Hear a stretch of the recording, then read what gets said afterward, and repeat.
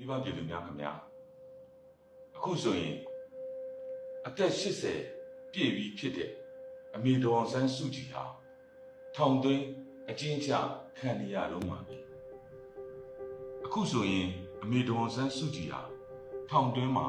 နှလုံးရောဂါဝေဒနာကိုဆိုးဆိုးဝါးဝါးခံစားနေရပါတယ်အမေဒေါ်ဆန်းစုကြည်ရဲ့တာကင်ရလဲအမေအမြန်ဆုံးလွတ်မြောက်ပါစေအမေအမြန်ဆုံးကျန်းမာပါစေလို့လူမှုကွန်ရက်ပေါ်မှာသူ့ကိုယ်တိုင်စွန့်မုံကောင်တောင်းနေပါတယ်ကျွန်တော်တို့ညီကို၃ယောက်နဲ့အတူအမေယောဂဝေဒနာတွေကင်းရှင်းပါစေအမေအမြန်ဆုံးလွတ်မြောက်ပါစေလို့မြန်မာပြည်သူပြည်သားအားလုံးကလည်းဆုတောင်းကြပါစေအမေတော်ဆန်းစုကြည်အချုပ်တော်မှာအမြန်ဆုံးလွတ်မြောက်ပါစေအမေတော်ဆန်းစုကြည်ကျန်းမာပါစေလို့ကျွန်တော်တို့ညီကို၃ယောက်နဲ့အတူမြန်မာပြည်သူပြည်သားအားလုံးက